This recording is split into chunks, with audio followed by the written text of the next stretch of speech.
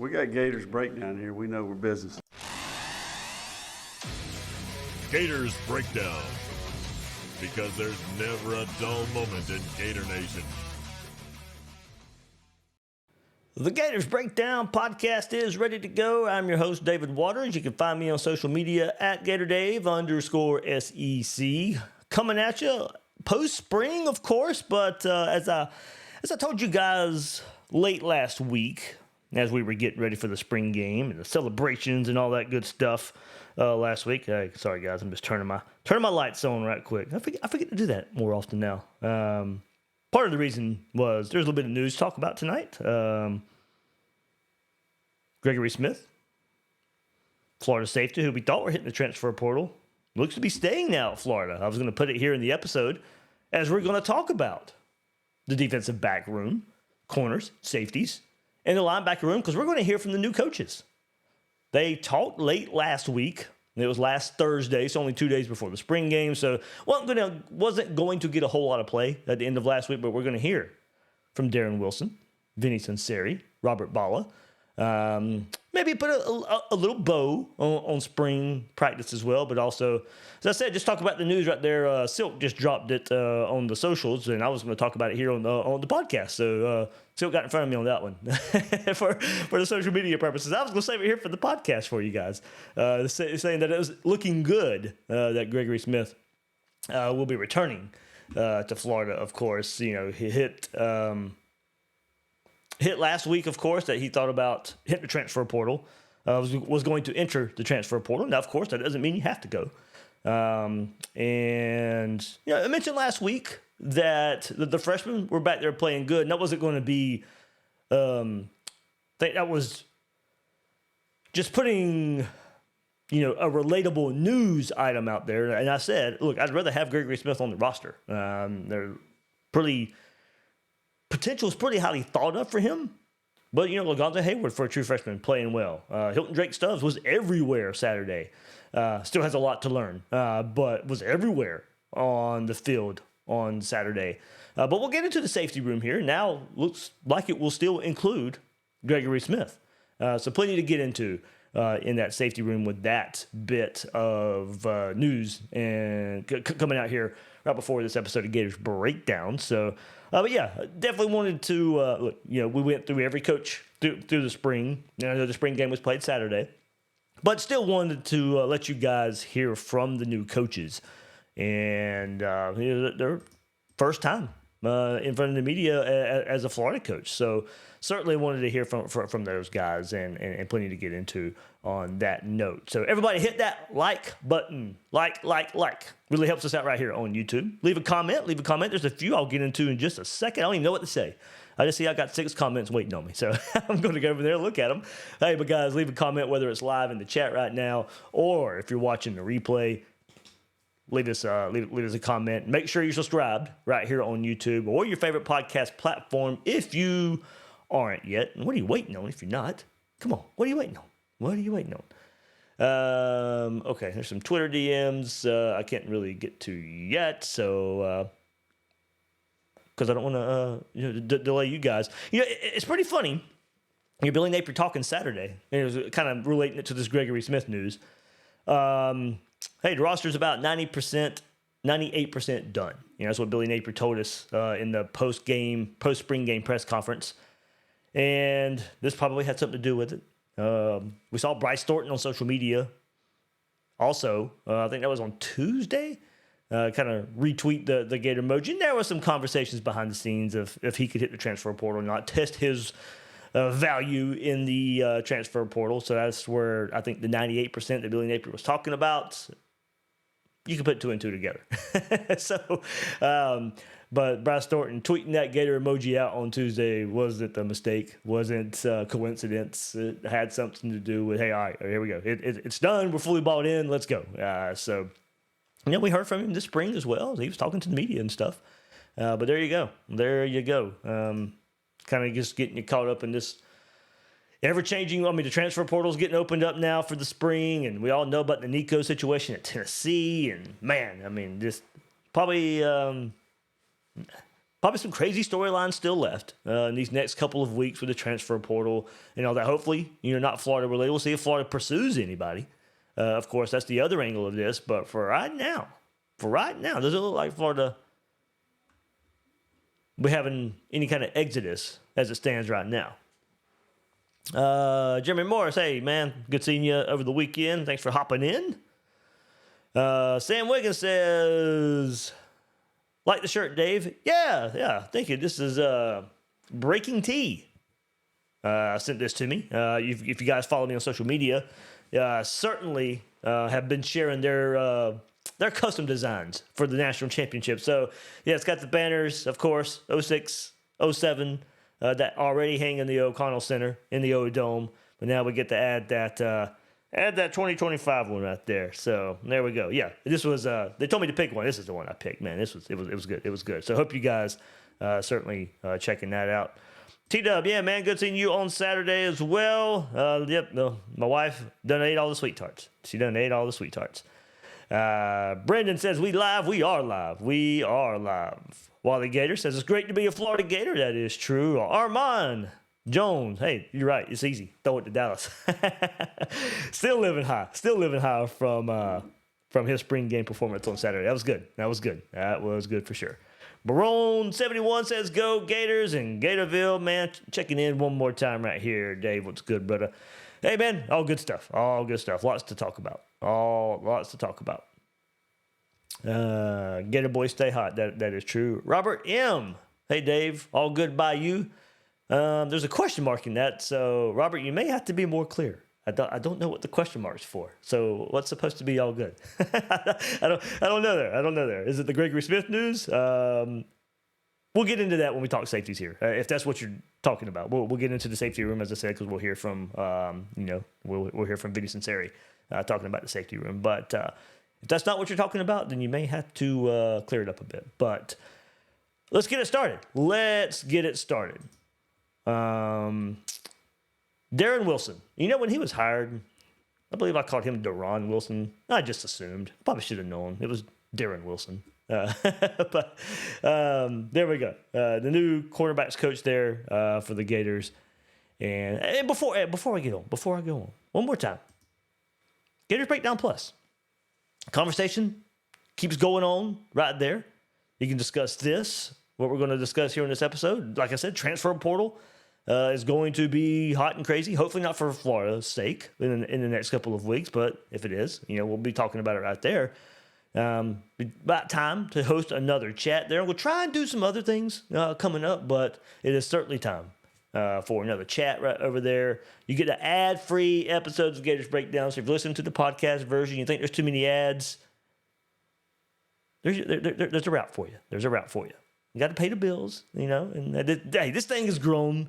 It is certainly a lot bigger than I ever thought Gators Breakdown would be. I put a lot more work into it than I ever did when we started Gators Breakdown. So there are going to be ads. Gators Breakdown Plus is a way to get rid of them, but it is certainly grown, and all the work that goes into it certainly is appreciated, hopefully by you guys. And if you want to support all out there even more, Gators Breakdown Plus, or you can just listen to the ads on YouTube. Click on the YouTube ads, or on Spotify, all that good stuff.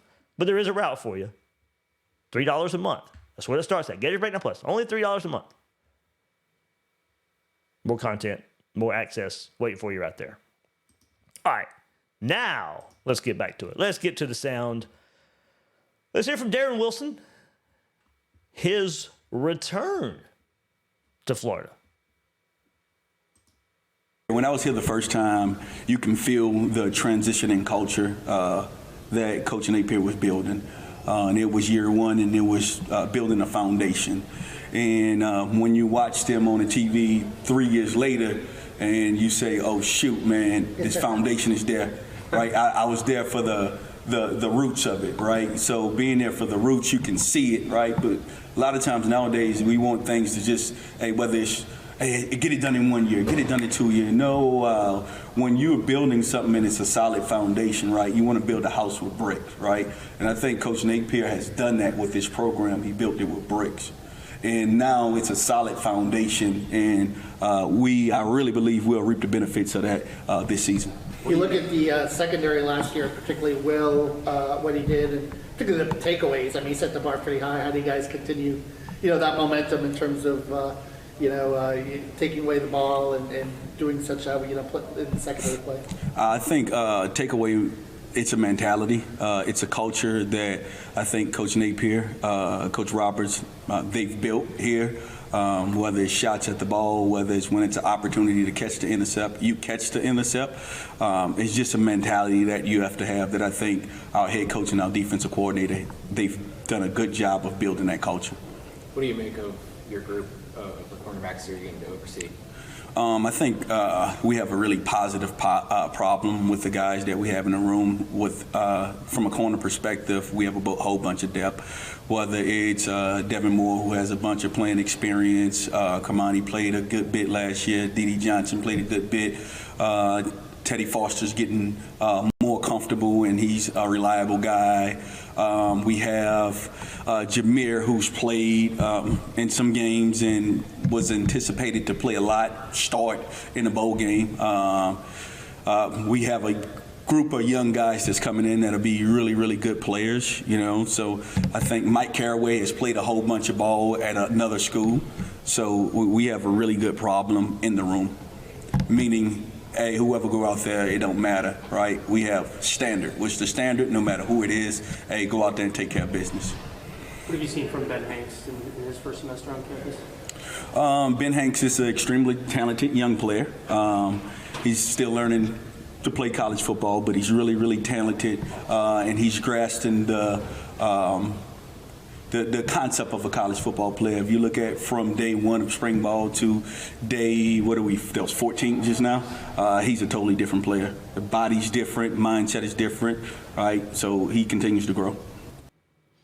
All right, we'll go through this group in here in just a second. But remember, Wilson's familiarity, it dates back, of course, a stint at Florida, but also comes the 2022 season as a quality control specialist with the Gators, while having a stint also at UTSA under Pete Golding, and that's the same defense. Pete Golding is a part of the Ron Roberts branch. He's a branch of the Ron Roberts defense, a branch of that coaching tree there. So very familiar. So that's one reason, of course, being brought there from UTSA to Florida. There's familiarity, but he just fits right in. And remember, he was just a quality control specialist right there. So, familiarity being in Florida, that's what he talks about. That's a big, big part. He doesn't have to learn everything from scratch now. So it's a big boost there for Florida's defense. However, Roberts and Wilson's relationship goes much further than that. Quote, he helped obviously recruit my son to McNeese when he was there. So, it's a lot longer probably. That's what Ron Roberts had to say. You say, yeah, he was here at Florida. Well, I've known him a lot longer than that. So I'm excited about him, Ron Roberts said earlier this spring. So went on to say he's an incredible teacher, coach, all that great stuff, but a great person. But, Wilson comes in, one of 3 new defensive coaches, and we're all going to hear from him tonight. But he says you'd never be able to tell that he, Bala, Sunseri have never worked together. Says it feels like he's been working with those guys for the last 3 years. Wilson says there's great collaboration between him and safety coach Vinnie Sunseri. Says they are one. You can't really separate the two rooms. If you do that, then there's busted coverages. They start to happen. There's palms up in the air, to ask what happened. They don't want that. So the rooms, corners, and safeties are one. So Wilson also, he just explained that this is the easiest transition he's ever had due to his familiarity with the staff, the system, the players, the city, campus. Remember, he was on staff when Florida was recruiting some of these older DBs that Florida has in the room. And that has helped the transition. Sharif Denson, Cormani McClain, Devin Moore. On that note, he's had a chance to go even more in-depth on cornerback Cormani McClain, mentioning that he was here for Cormani's high school recruitment, but not really knowing the story and the detail of all the drama that went on originally. Remember, that would have been very early in Cormani's recruitment. being Billy Napier's first year. He was already, after Billy Napier's first year, he had already left and gone to Arkansas. So it wasn't here for all of the Cormani drama, but was on the very, very beginning stages of it with this staff.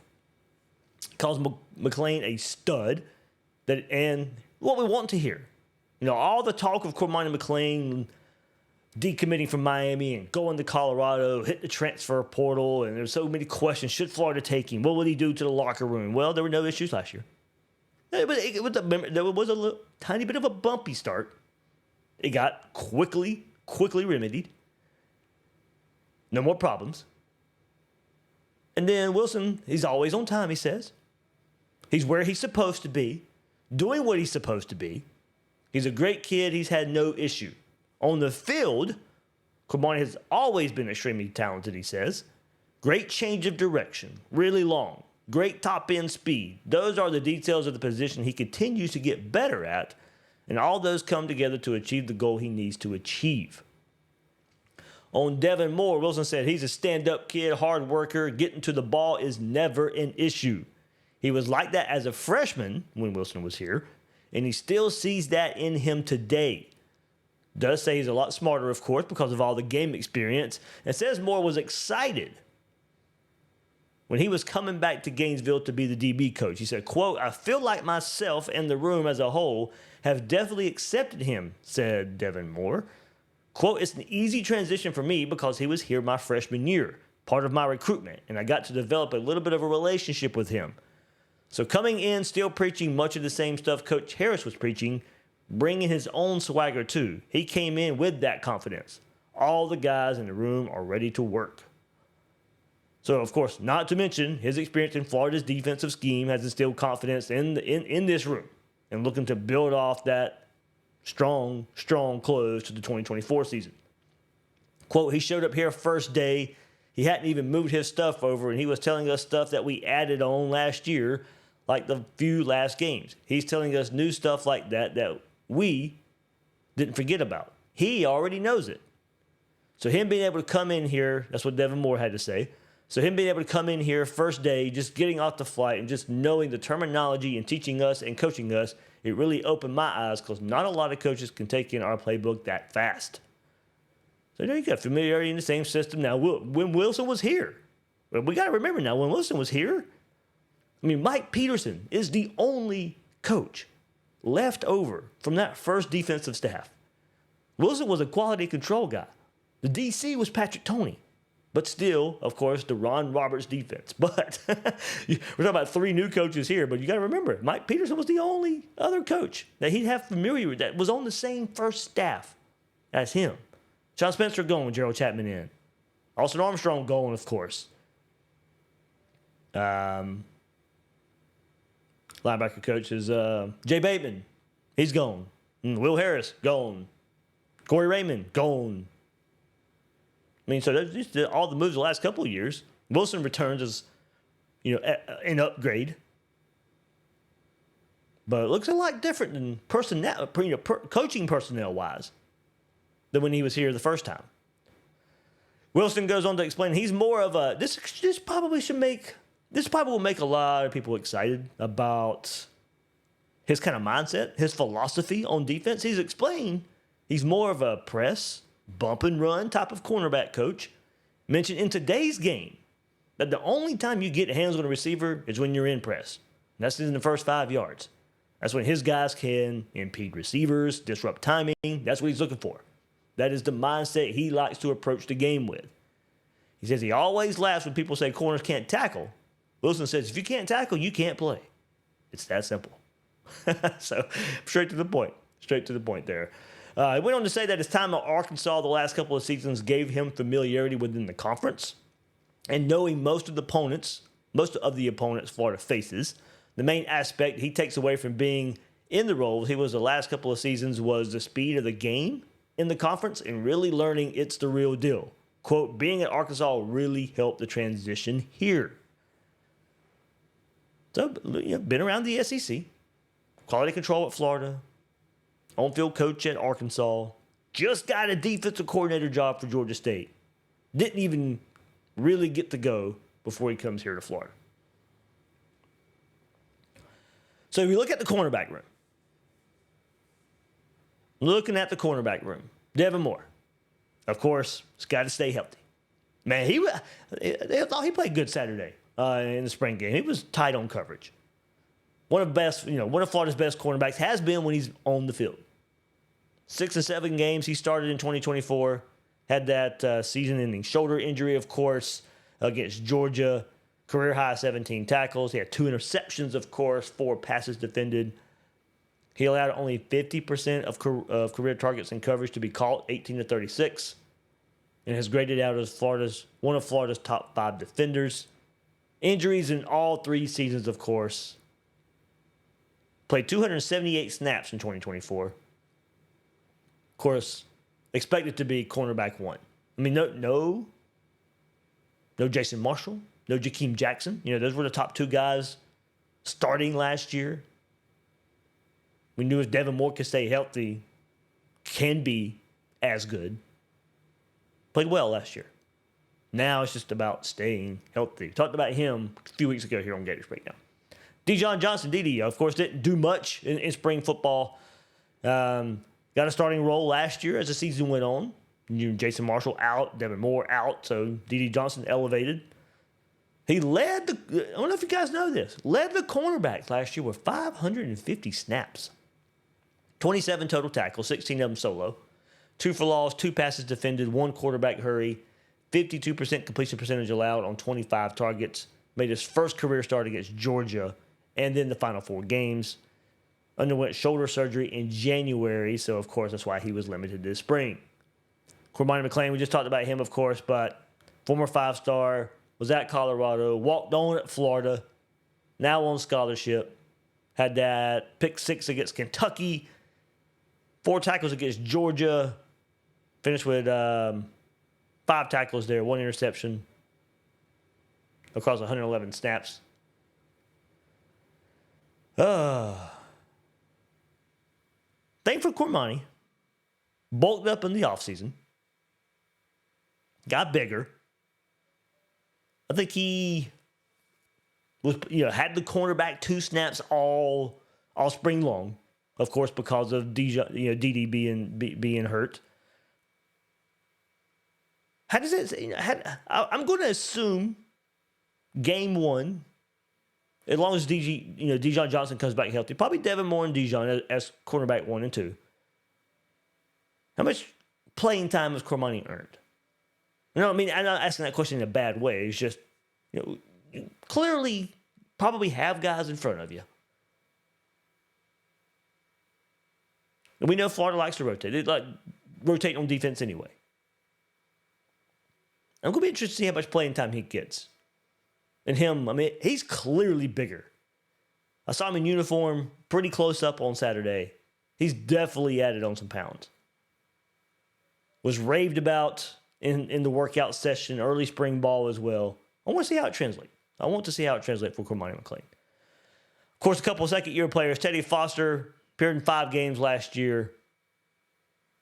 See how much he can make up and get on the field. Jameer Grimsley, of course, transferred from Alabama last year. Nick Saban retires. He comes in.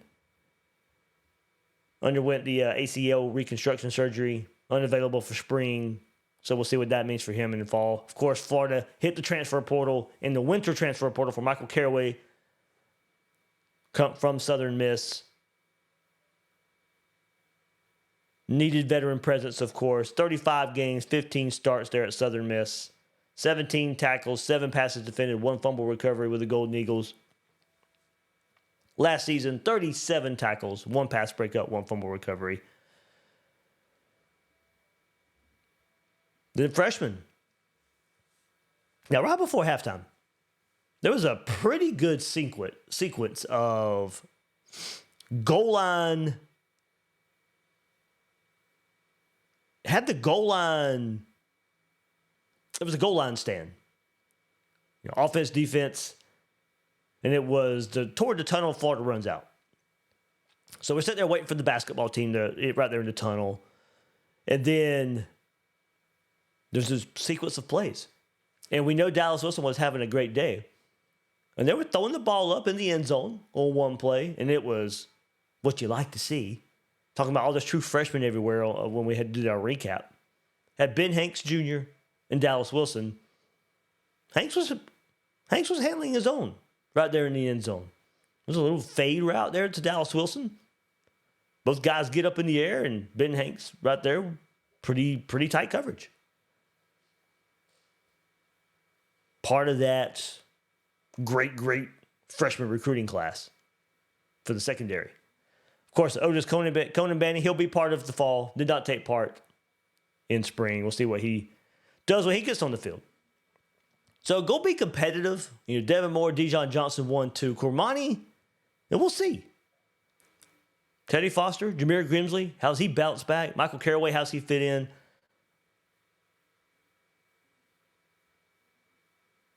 But there you go. Kind of look at the room.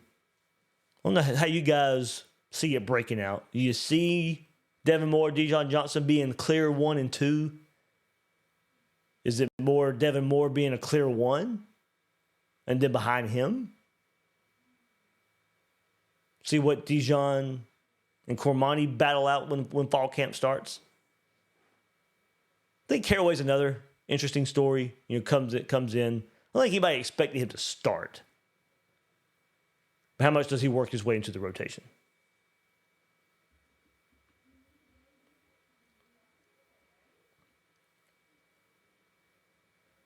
All right, there we go. Trying to get to some comments here. Then we'll keep it going. Brandon Pollard says, let's get the likes up. Yeah, that'll help out. Fragrance Journey. Not sure who that is in the Discord, but Oral Gators Breakdown Plus, but says, love being a member of Gators Breakdown Plus. Well, thank you much. Bashay G says, what's up, Gator Dave? Mr. Bassman says the same. M. Hunter, I did discuss that earlier. We'll talk about it more here in just a second because we're going to talk about the safeties. Greg Smith, staying according to Silk. Yep. Mentioned that earlier in the episode. Mr. Know-It-All, I don't know if this is good or bad. Channel got 14K subs since 2016. I understand why. I don't know if that's good or bad. Says go Gators, peace. I don't know if that means peace out. Whatever. I don't know, Mr. Know-It-All. I don't know.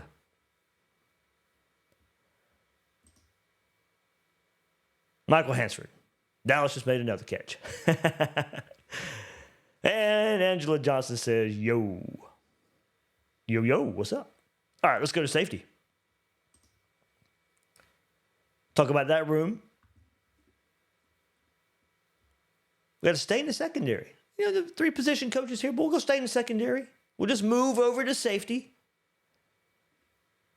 And that safeties, that coach, Vinnie Sunseri, he'll work primarily with the safety and the star position. That includes returning starters, Jordan Castell, Bryce Thornton. There's your safeties, Sharif Denson, Aaron Gates at nickel. Here's Sunseri on him coming to Florida. I'm just excited to be here. It's a great opportunity. In the SEC, had a great program under a great head coach, with a great defensive staff. Just blessed to be here and have this opportunity. What's your history like with Billy from y'all's Alabama ties, and just to kind of reconnect here? So Coach Napier was a position coach at Alabama when I was playing there, and he was pretty preoccupied with the receivers when I was there. So, and Coach Saban was coaching the DBs. So we got to see each other, and I got to see how he handled himself in such a professional manner every single day in the building. And I've always had a great respect for him as a football coach, as a person, as a father and a husband. He always handles himself in the right way. So when this opportunity came about, I thought it was a no-brainer.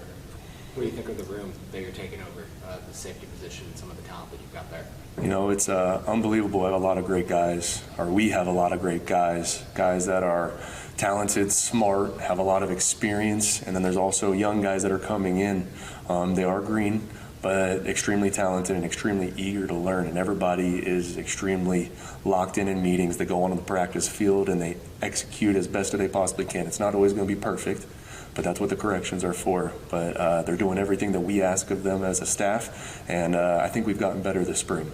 We're not where we need to be, but we've taken steps in the right direction. How much have some of these younger, maybe green players benefited from, whether it's Bryce being limited or the star position having some injuries, having to step up and take on a bigger workload? Every opportunity on the football field is experience, and the only way you learn how to play the game of football is experience. So every rep, every opportunity, every chance they get on the field to see the speed of the game, to see the speed of the change of strength motion, and how you have to communicate and how you have to cover players, it's all different from high school to college. So I think they've benefited a lot. I think they learned, they've grown, and they practice at an extremely high level. I mean, they go out there every single day and give it everything they got, and I'm extremely proud of them from this spring. The benefit of having, Castell and Bryce, two guys that are basically 2-year starters, and what more do you feel like they need to develop as juniors? I think they are extremely talented, they're extremely smart, and they understand what to do. I think the next step is to understand how the offense is going to attack them, and that's kind of what we've been talking about this spring. Not only what their role is in the defense, but what the concept of the defense is, and where you can sometimes be a little weak in some areas, and how you can anticipate that, and also anticipate motions, also anticipate where the ball can go in certain situations. So they've been extremely detailed in everything that they do. They're in the meeting rooms, they're asking questions, and it's great conversations. And I feel like the learning and the growth has been very high this spring, so it's been fun. There we go, Vinnie Sunseri. He ended his press conference by being asked what he looks for in a safety, and he says, quote, "A good coach told him size and speed is good, but the ability to get people lined up and communicate and get the back end set and have coverage responsibilities is what I look for. The ability to tackle in the open field and the ability to play the ball in the deep part of the field," in the quote. So Sunseri says, if you can do those things, you have burst and acceleration, the hand-eye coordination, the body and balance control, all those things come along with being able to do what's needed to play the position. And look, I mean, we've been there. We've seen it when guys cannot communicate on the back end. They might have all the talent in the world, but they just look so confused. Now, look, a lot of that to me is on coaching as well. You got to make sure your guys get it. So that's not, to me, all players. But, of course, I mean, he said that's what he's looking for in players now. So players have got to do it. But, eventually, I think if it goes year by year by year and it's that same issue, that eventually, when the same issue creeps up year after year after year, that's eventually on coaching. That's not on players. And we saw that for too long under the previous staff. And we saw this defense give up some big plays in the last few years. Don't get me wrong. We've seen some improvement in that regard too. You don't see what Deron Wilson was talking about earlier. The lack of communication, just hands up in the air, or what this guy did or didn't do. We had our fair share of it at the start of last year. It got better in that bend don't break style. Now we're looking to take the next step. So for the safety group, there's plenty of experience back there now.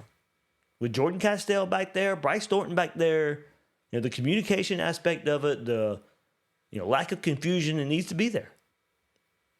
Now, to me, it's about those guys who they should know this defense. They know this defense, or they better know this defense. It's about being able to do those physical things for me next. Tackle in the open field, play the deep part in the field, play the ball in the deep part of the field, create some turnovers. In working with the other new coaches on defense, Sunseri says, of course, working with Robert Bala is a plus because, remember, guys, they both are coming from Washington, so they work together. He saw how smart and detailed Bala is as a coach at linebacker, and that Bala pushed him to be a better coach.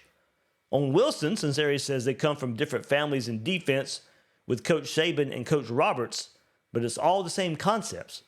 Says when the new coaches are talking with the players and with the installs that they see things in a lot of the same way. Sunseri goes on to say about Ron Roberts that he is learning so much from him and learn from all the experiences. That Roberts has done it all and it helps him see the pros and cons of doing things. Says Roberts runs an open dialogue staff and they're all pretty close. And then some more players he was asked about. One is Aaron Gates. Of course, he's injured. got injured versus Ole Miss so late in the season, not going through spring practice. What he saw from Aaron Gates on film, Sunseri pointed out that he loves how tough he is, how smart he is, and how he communicates.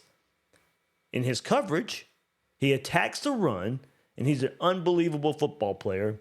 And in bouncing back from injury, Sunseri says Gates has a pro mentality. He's always on time. He's on point in rehab. He's detailed in the meetings and is doing more than he is asked to do.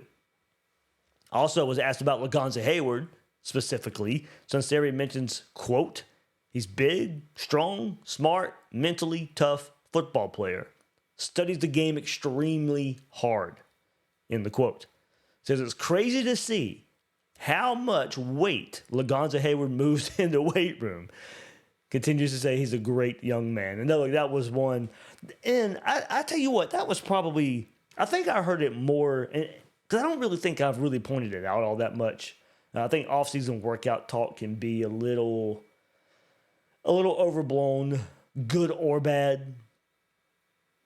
It's just hard to know. That's the part we don't get to see. Now, of course, you can see if guys are getting pushed around or if they don't seem to be in shape, but it's still, I think there's a lot of guessing game on if something doesn't look good, they're just out of shape, or strength and conditioning must be a problem. So I don't usually dive into it too much. That's just something we don't really get to see with our eyes. And plus, would we really know by watching workouts what's good or bad? No, probably not. Not like we do the game of football. So, but for this freshman class, I was hearing that was really something that really stood out about this group is how well they worked out, how advanced they were in that stage. Maybe I was hearing that more from this freshman class more than any other freshman class.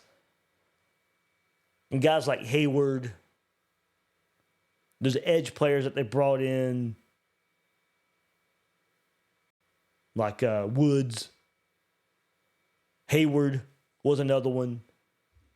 Hilton Drake Stubbs. It was Dallas Wilson.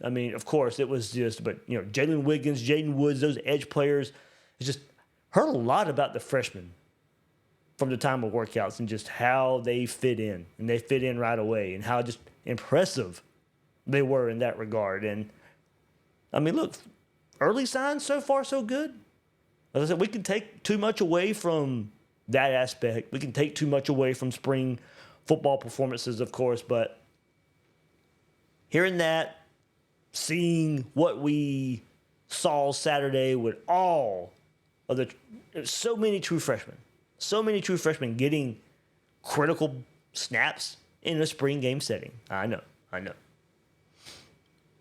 But seeing so many guys out there making plays, and then going back and hearing what we heard workouts say, it probably shouldn't be a surprise.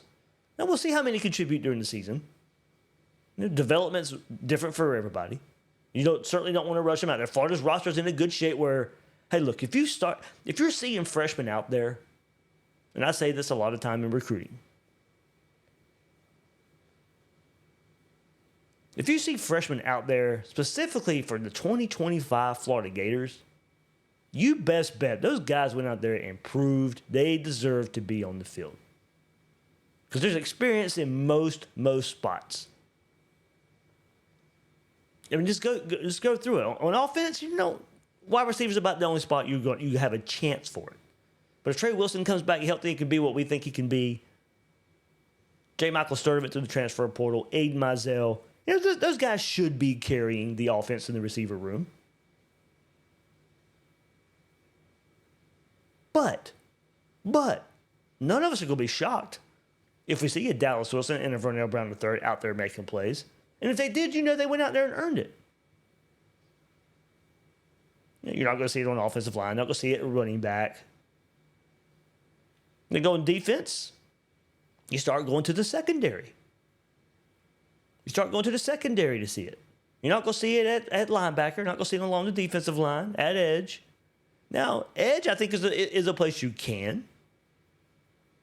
But with Sapp and Gums and Kofi Asari and those guys, make sure I go through that group. But Cam James, of course, LJ McCray. If you're seeing Jalen Wiggins and Jaden Woods out there, boy, you know they earned it. You know they went out there and beat some good guys. Or not even necessarily beat some good guys, but, hey, now we don't have to play Sapp so much, and maybe he gets injured. Or Cam James so much, and LJ McCray so much, George Gums so much. You know, give those guys a breather.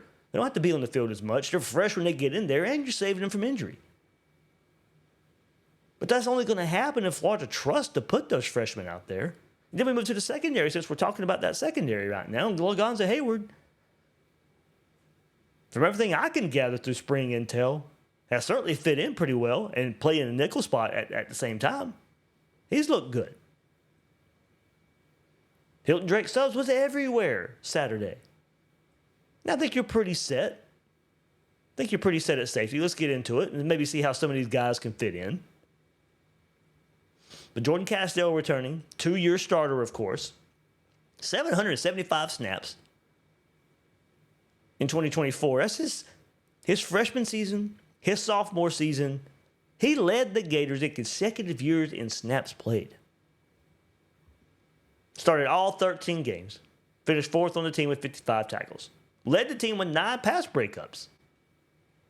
Bryce Thornton started 7 games in 10 appearances, including the final 5. Led the team with 3 interceptions. Now, we all remember, the Ole Miss game, very, very huge for one Bryce Thornton. 41 tackles, 3 pass breakups, tackle and a half for loss, forced fumble, and quarterback hurry.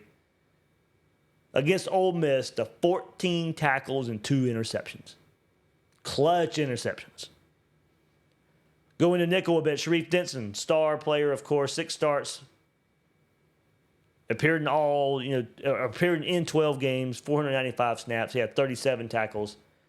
He had that foot surgery. He was on the field Saturday in the spring football game. Aaron Gates, 5 starts at star as well. That knee injury against Ole Miss early in the game. 321 snaps. He ranked 5th on the team in tackles for loss with 4. He had a pick, 3 pass breakups, 2 fumble recoveries, and a quarterback hurry. I mean, 321 snaps, 3 pass breakups, 2 fumble recoveries, a quarterback hurry. Wasn't able to go through spring, of course, because of the injury. And now we're coming back around to it. Gregory Smith. Doesn't look like he's going to hit the portal any longer. 5 games last year, 100 snaps. 5 tackles. Many people I was talking to coming into spring labeling Gregory Smith a breakout player. As I mentioned, we saw what all through spring. We heard about it. We saw it Saturday. Stubbs, Hayward, the true freshman back there. Certainly pushing for playing time. Gregory Smith returning. So Florida, I think, has plenty, as far as your safety goes. I think if Florida's going to hit the transfer portal in this spring, I might look at another corner before I look at safety, especially now with Gregory Smith coming back. I mean, Castell, Thornton, you're free and you're strong. Sharif Denson, Aaron Gates, that's 2 guys, as long as they're healthy. Lagonza Hayward, throw in that mix at nickel as well. Josiah Davis, throw him in there too. Gregory Smith fitting there with Castell, Bryce Thornton, Hilton Stubbs. I think your numbers are good. I think your talent level's good. Definitely need some guys to improve and play. Even Jordan Castell as a starter. I think the group can certainly play better. I don't know if they're at the point where you really hit the transfer portal. If I'm looking transfer portal, and since we're talking about the secondary here, I might look for another corner or a guy who's versatile, can play in multiple spots in the secondary. I mean, if you can get a unicorn like Triquest Bridges again, let's go for it. I mean, what he was able to do last year was save Florida's defense later in the season. If you could go get another guy like that, then by all means, yes, let's go do it. So experienced starters, of course, but still can elevate play at safety and star. Kenny Roberts says, "Good evening, Dave. Love that shirt." Followed by Thomas Dees because, Gators boys stay hot. I saw some talk about defensive line. I just briefly discussed it. Some guys want to know about defensive line talk. That was in another episode, guys. Not much has changed as far as my opinions go as far as defensive line. So very much like this episode, did talk about defensive line in the edge group. So, kind of without rehashing, maybe if we got some time or, into this episode, I'll come back around to it. But Ty, good question because I kind of just discussed it. Dave, what DB do you think plays that Traquez sort of role? He was key this year for us. Man, I don't know. Now, don't get me wrong. I didn't expect that from him. So it might just be some guy that, could it be a Lagonza Hayward? Nickel, safety. Could it be somebody like Caraway who showed that versatility as well at Southern Miss? So I don't know. That's probably... I don't know if I'd like to go with a true freshman there in that spot. So maybe Caraway. I'm not really trying to use him because he's a transfer as well, like Traquez. Probably where I'd go with that. Probably where I would lean.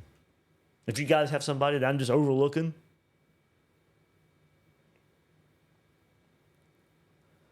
The best Savage, kind of going back to a point I just made about maybe freshmen. If you see a freshman on the field because they earned it, the best Savage says it. Is it safe to say this is the most talented roster the Gators have had on paper in a while? I just can't wait for this season. Man, feels like the gap in talent between us and the powerhouses is closing. It is. It is. Experience goes a long way with it as well. Gators are a pretty experienced team, so I think they are pairing talent. Are they talented as Bama and Georgia and Tech? No, they're not. But it is closer than it has been. And you have the experience factor. So that's why a lot of us are circling this 2025 season. And it is the first time in a while. I got to go back to 2020. You got to go back to 2020 before I think you can confidently say, roster is, I think, as good as it is right now. All right, went through safety, went through corner. Now let's finish it up. Let's finish it up with linebacker. Might that be the best room on the team? A lot of people will say so. Some people will say potential, offensive line because of your starters, wide receiver because of potential. Quarterback, you could definitely say with Lagway, but, depth-wise, no. You're not going to say that. Running back, that's probably where you would go besides linebacker. That running back room, the potential, the depth of it, that's kind of how you speak about this linebacker room, too. Man, what a different story. We're talking about. We just talked about the team right here and how much better the team looks. Linebacker's a big part of that. Linebacker position was a joke. Just a few seasons ago. And then when Billy Napier came in and brought his staff, you saw an improvement. You had guys like Ventrell Miller, but, wasn't really staying healthy. Amari Burney was playing the best football of his career. Now, that defense was overall pretty bad in Billy Napier's first year with Amari Burney and Ventrell Miller, but you saw improved play at linebacker. Then you have the next season as well. Jay Bateman leading the charge. Shamar James comes onto the scene a bit more. And you have Scooby Williams, but you saw some nice things from Shamar. But it was still a position that wasn't where we wanted it to be. But you saw what was coming on the horizon. You started getting the recruiting news of a Miles Graham and an Aaron Childs. And, hey, we missed on Pup, but you know what? He's coming back just a year later. He's transferring from South Carolina, coming to Florida. Florida's put together a really nice linebacker class. Todd Jackson was just everywhere on the field on Saturday. This is a group now that we think of as deep. This is a room now. Jaden Robinson, don't let me forget him. We'll talk about him too. But this is a room now we talk about deep and talented. So let's hear from linebacker coach Robert Bala on his journey to Gainesville and more. Coach Roberts was a big part of it. A lot of football that I've gathered knowledge-wise has been from him and his tree. And we've talked quite a bit over the years. And, you know, the opportunity came up and I ran to it. And obviously with Coach Napier, a lot of people in my circle have coached for him. And everybody sold great things about it, guys that I truly trust. So I knew that it was going to be the best decision that I can make. And they say it just means more in the SEC, being able to come back to this conference. What does that mean? Yeah, that's absolutely the truth. Definitely, it's true to the saying. You know, having been in this conference, having won this conference, you know, I understand the hard work that it takes week in and week out. You know, the saying of celebrate hard, don't celebrate long, you know, and, you know, and you got to get back to work that Sunday night and go back and have another team that is up to the task, and being able to execute on a weekly basis is such a challenge that I enjoy doing. How have you guys gotten I can ask these guys that too, 3 new coaches on the defensive staff. How are you guys getting acclimated to just being in Gainesville and, you know, working with this unit? How do you think the players are kind of handling having new coaches? Yeah, you know, Coach Sunseri and Coach Wilson have had a really good relationship with them over the years. And same thing, working with Vinnie for a year at Washington was amazing. He's a guy that works his butt off, wants to learn, wants to get better every single day. He's a great coach. He's an even better person. I'll trust that guy with my life. Deron Wilson is a guy that I've been talking to over the years, similar circles, a true ball guy, a guy that has all the qualities that Vinnie has, really patient, really understands the game. And, you know, I was really excited for him, you know, when he got his defense coordinator opportunity.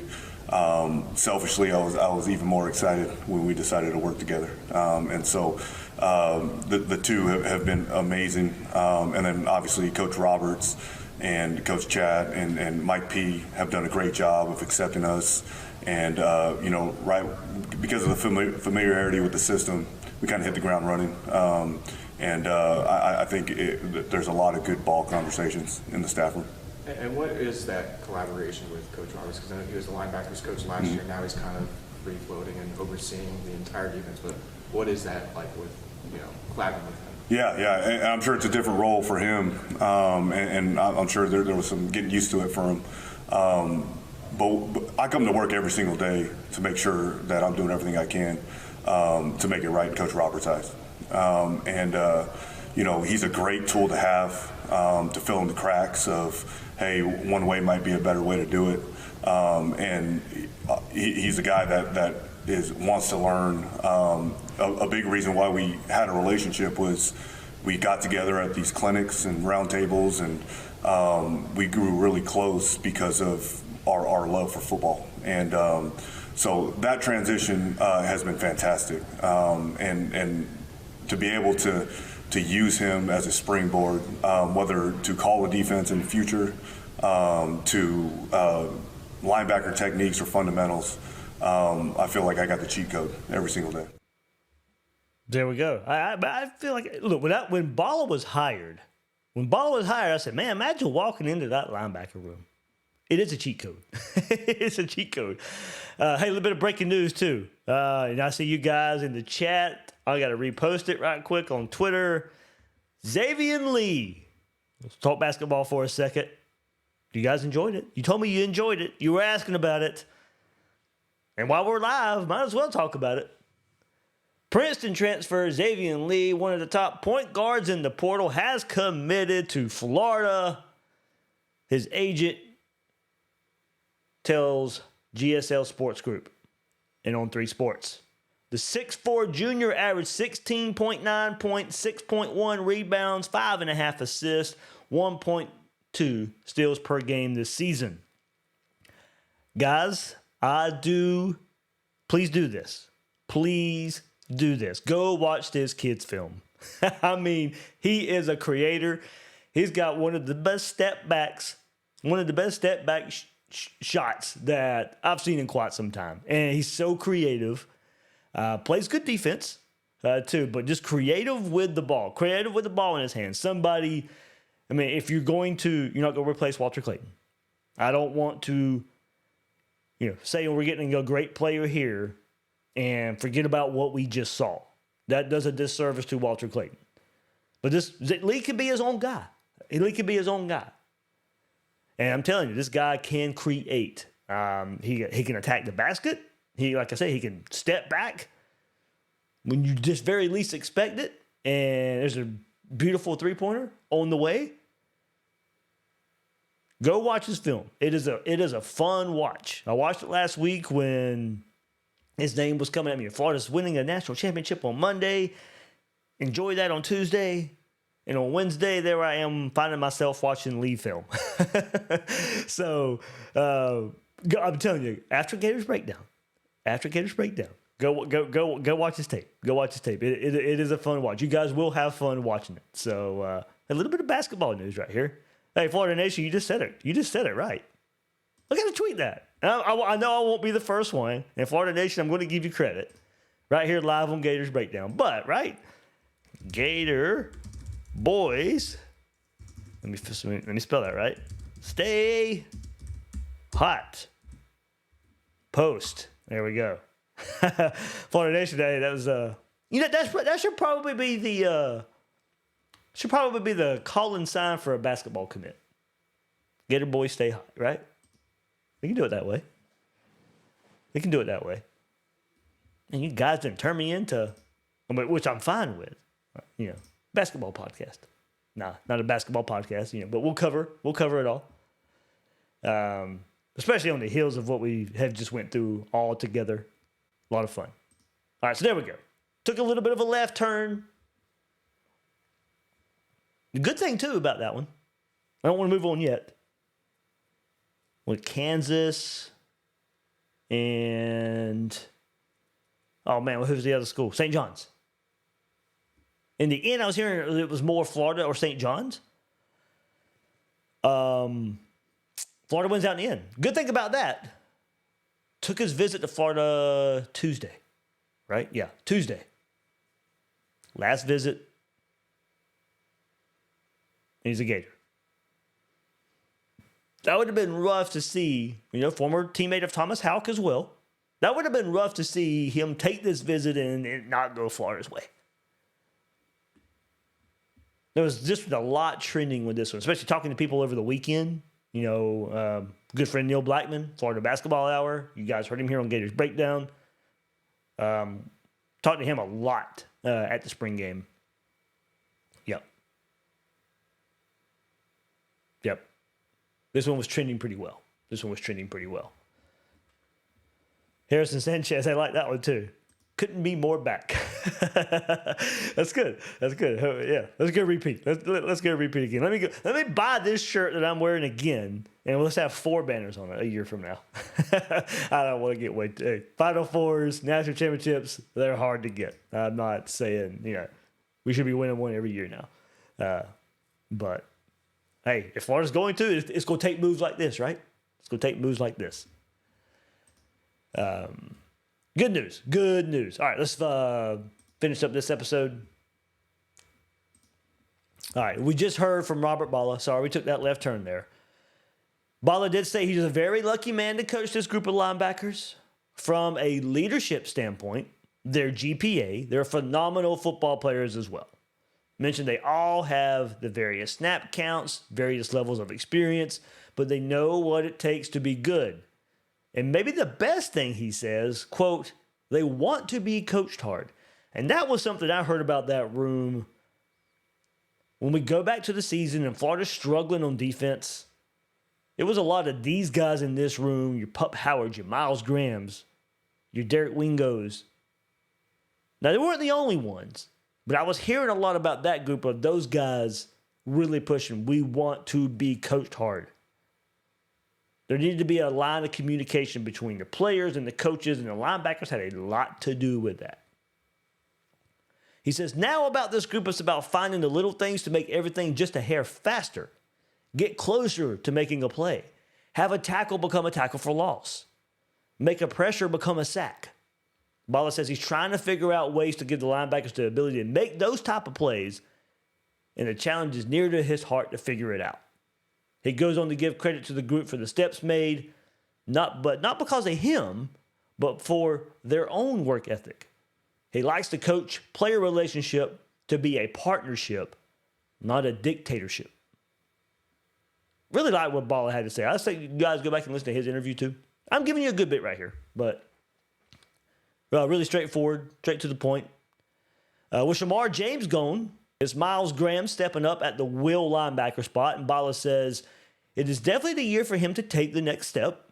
Communication and leadership are two of the main focuses, but you can see Graham is a born leader as guys just gravitate towards him, and he's making the correct calls.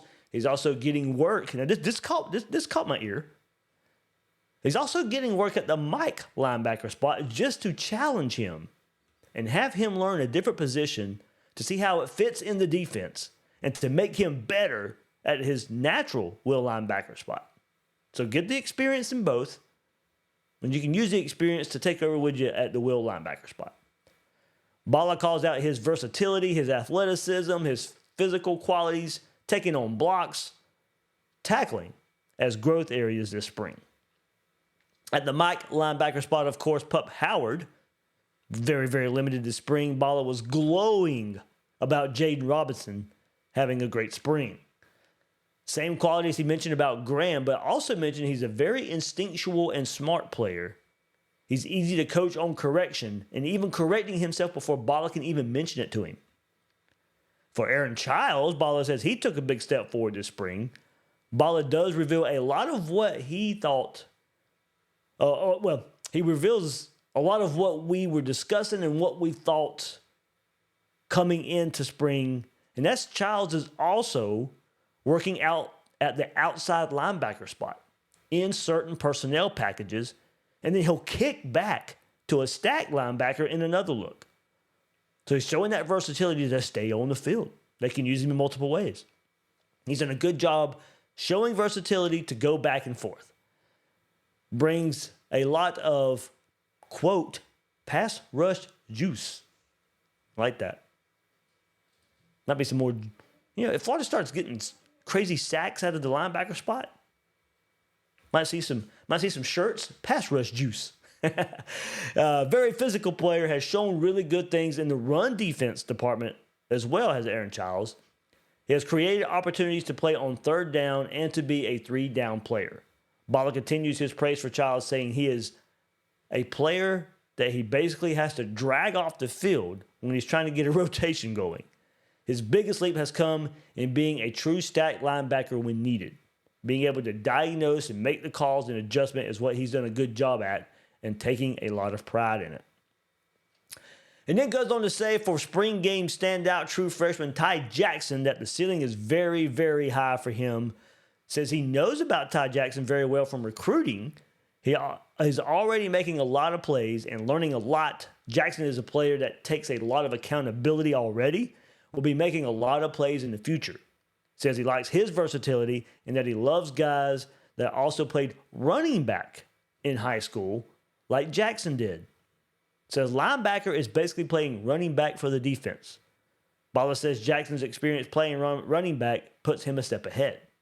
Says the same about Miles Graham, that he had that. Robinson as well. And it leads to those guys playing very instinctual. Working on not having to make what the big thing they're working on. And I like this. And you probably have to do this to true freshmen. But they're working on not having to make the big play every play. Let the play come to you, and then once you feel like you're fast and confident enough, then the big plays will come. He did mention about Pup Howard that he has a running joke with Pup Howard that he's about tired of watching film cut-ups of him on teaching clips and not practicing. Says Pup has been doing a great job, has high character, high football intelligence. He's bright-eyed in the meetings, even though he's not out there, asking good questions and as locked in as can be in every facet he can be. So Bala goes on to mention what he looks for in a linebacker. And it's a lot of what he's mentioned in discussing those players, but really hones in on block destruction. Block destruction playing a large role. Taking on SEC offensive lines, so you have to have the ability to strike, get extension, shed off the block, and then go make a play. Tackling and stopping power to minimize yards after contact and pressure in the run game.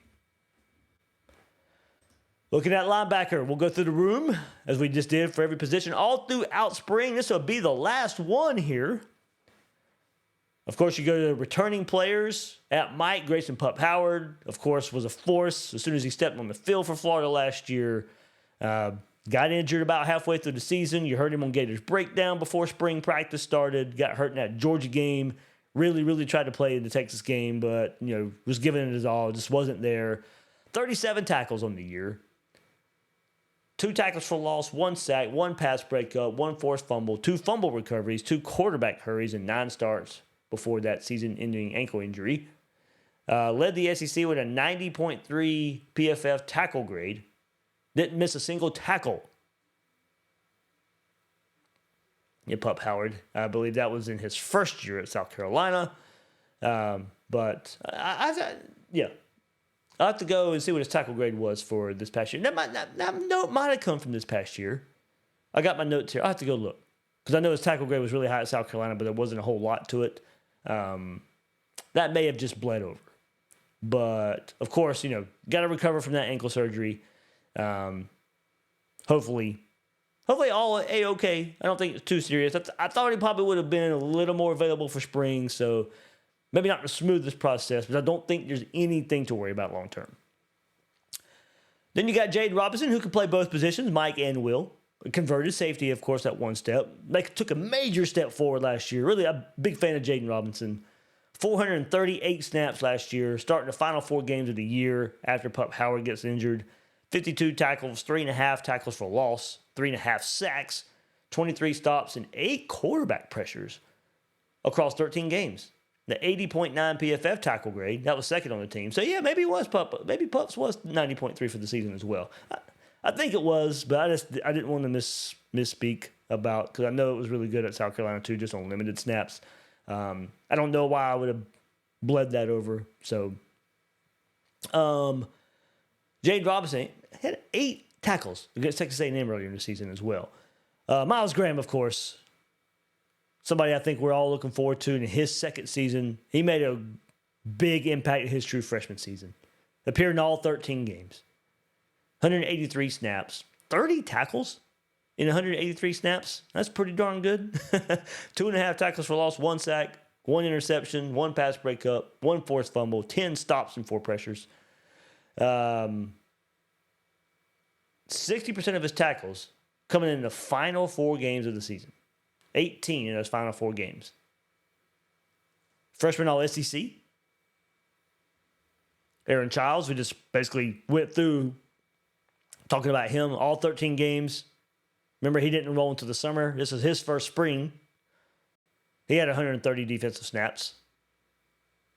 86% of them in the final 5 games, 22 tackles. Then you got your newcomers. Ty Jackson. Great game on Saturday. Early enrollee. Remember Billy Napier said about him, quote, one of the best football players he's ever scouted in high school.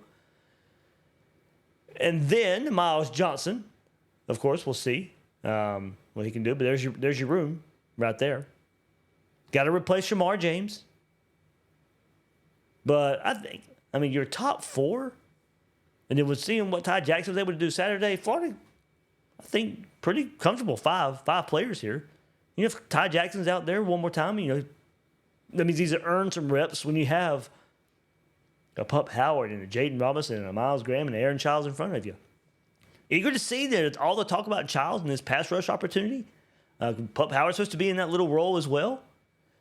So, like I said, coming into this one, this is a deep room. Got to get Pup healthy. But a lot of upside for this room.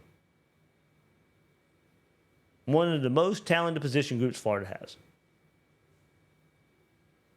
Far cry from where we have seen that room before. All right, guys. Hey, thank you so much for hopping in. Wrapping up spring football coverage right here. I know a little bit late with those interviews, but I didn't speak till Thursday. I did earlier this week, of course, spring game recap. So waited a few days, took a little sigh of relief, a little break for a couple days, and then coming at you right here. So, yeah, probably next week. It was asked. Probably a little bit of recruiting update next week. A lot of visitors on campus. Some there for the spring game. So it's about time to catch up on recruiting a little bit. It's about that time.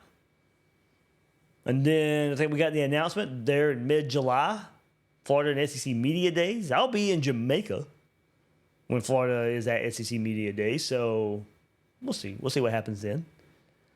Preseason magazines will be coming out sometime soon, late May, early June. Those things get delayed further and further because of all the transfer portal activity out there. So we'll see. We'll see what, like I said, on the horizon, a recruiting episode next week on Gators Breakdown. So we'll get caught up there. Maybe some more basketball news as well. But Xavier Lee, Princeton guard, transferring to Florida. Big news right here on this Wednesday night. All right, so everybody, thanks for hopping on this episode of Gators Breakdown. Hit that like button. Leave some comments for me. That'll do it for this episode of Gators Breakdown. I am your host, David Waters. You can find me on social media at GatorDave_SEC. Guys and girls out there, thank you for joining me on this episode of Gators Breakdown.